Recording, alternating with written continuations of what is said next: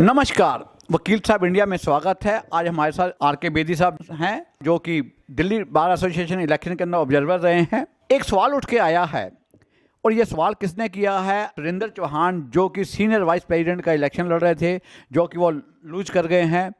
लेकिन उन्होंने एक इशू उठाया है कि जो स्कैनिंग वाली जो पोर्टल स्लिप जो थी, कहीं ना कहीं आगे उसके अंदर मिस यूज किया गया है। तो मैं थोड़ी सी क्लैरिफिकेशन के लिए आर.के. बेदी साहब से पूछना चाहूँगा कि आखिरकार क्या है स्कैनिंग का, क्या कोई ऐसा कोई मिसयूज हुआ है या कोई ऐसी पब्लिक अनाउंसमेंट आपने की थी जैसे कि मिस्टर सुरेंद्र चौहान ने कहा है? बस मुद्दा एक है कि क्या आपने पब्लिक अनाउंसमेंट की थी जो लोग मिसयूज कर रहे थे वोटर स्लिप का? हमारे कुछ एक दो मेंबर्स ने ये आके कहा कि साहब आपकी जो ये स्लिप जारी हो रही है इसको लोग फ़ोटोकॉपी करा के इसका मिसयूज़ कर रहे हैं। लेकिन हमने एक स्लिप की फ़ोटोकॉपी करा के देखी, उसकी फ़ोटोकॉपी हो ही नहीं सकती थी, क्योंकि उसमें कोड था जिसकी वजह उसकी फ़ोटोकॉपी नहीं हो सकती थी। तो उसके बाद भी हमने ये प्रिकॉशन लेते हुए जो हमारे वो स्लिप दे रहे थे, हमने उन्हें कहा जी आप इस पे इनिशियल करो। उन्होंने उसके बाद इनिशियल करना शुरू कर दिया। ये बात 2-2:30-3 बजे की है।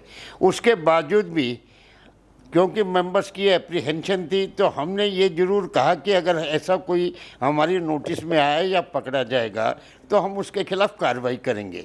लेकिन अल्टीमेटली वो जब हमने देखा, जिन्होंने भी ऑब्जेक्शन किया था वो बिल्कुल फेक था और उसमें कोई सच्चाई नहीं थी। इसीलिए जो सुरेंद्र चौहान का ये कहना कि साहब उसका मिसयूज़ हो रहा था, उसका कैसे मिसयूज़? देखिए, आपकी प्रोसेस बड़ा क्लियर था। पर्ची जहाँ से इशू हो रही थी, उसके बाद उस पर्ची के बेसिस पे आगे एक स्कैन करके वो स्लिप मिलती थी। उसके बाद उस आदमी का जो हमारा जो मास्टर कंप्यूटर था, अंदर सिस्टम था, उसमें उसकी फ़ोटो आ जाती थी और कितनी पर्ची इशू हुई है और कितने वोट पड़े हैं। जैसे जैसे उसकी पर्ची वो वोट पड़ जाता था तो उसका फोटोग्राफ वहाँ से रिलीज हो जाता था।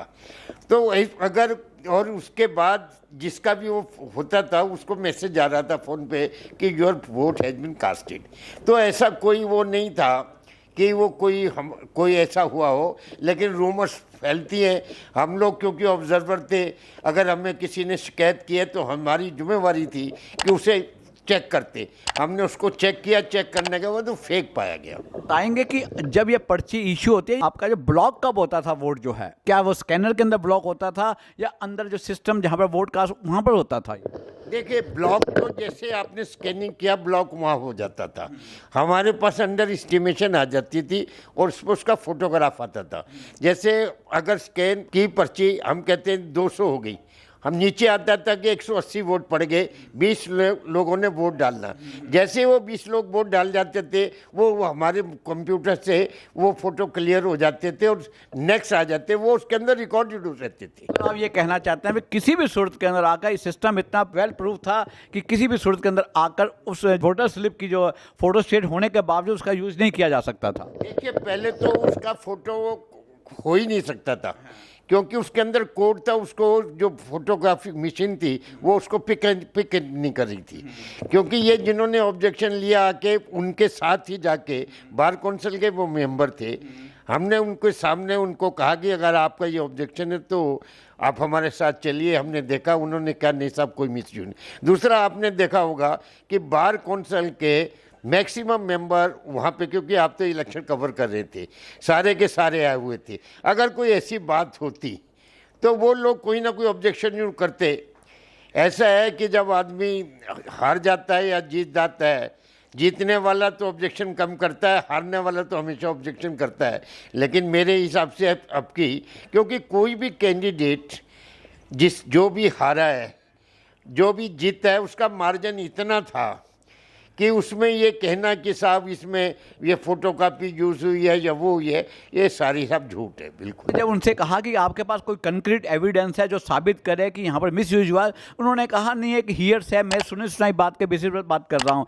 एक बात सर बताइएगा कि मैंने जो आपके इलेक्शन कमीशनर में से एच एस कोहली साहब से ही बात किया, उन्होंने मुझे बताया कि उन्होंने कुमार मुकेश जो कि बीसीडी के मेंबर भी हैं, एच एस कोहली साहब ने डेमो तक दिखाया था, और मेरा ख्याल है कि उसके बाद कोई इशू रहना नहीं चाहिए किसी प्रकार का। जो आप क्या कहना चाहेंगे? मैंने अभी आपको जिक्र किया कि बार काउंसिल के मेंबर के साथ हमने उसका वेरिफिकेशन किया, उसी समय वो कुमार मुकेश ही थे और वो सेटिस्फाई थे कि साहब ऐसा नहीं हो रहा है, ये जो भी और लगा रहा है जो भी है ये झूठा है। क्योंकि ना हर इलेक्शन में कुछ जब इलेक्शन शुरू हो जाता है तो 2-4 घंटे के बाद हर कैंडिडेट को अपनी पोजीशनें पता लगने शुरू हो जाती हैं। तो कई लोगों का तो ये रहता है कि साहब ये इलेक्शन किसी तरह डिस्टर्ब हो जाए। बहुत लोगों ने कोशिश भी की। हम लोगों का ये मसला था कि एक बार इलेक्शन कैंसिल हो गया, उसके बाद फिर कैंसिल नहीं हो जाए, तो हमने हर तरह से कोशिश की। भगवान भी हमारे साथ था, क्योंकि बारिश कर देता था तो लोग भाग जाते थे, तो हमारे ऊपर भी भगवान ने साथ दिया कि इलेक्शन पूरा हो गया किसी तरह और इलेक्शन हो गया। आप लोग मेंबर को ये अश्योर करना चाहते हैं कि ये इलेक्शन जो हुआ बहुत ही फेयर मैनर के साथ हुआ और ये रूमर्स है ऑल आर बेसलेस?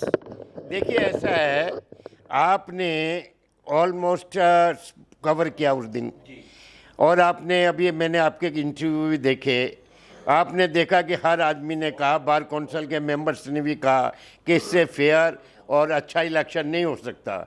अगर सब वो ये 95% लोग कहते हैं कि बहुत अच्छा हुआ, तो इसका मतलब अच्छा ही हुआ है, क्योंकि 95% तो बहुत होता है sir. Thank you very much sir आपकी क्लैरिफिकेशन के लिए। So nice of you.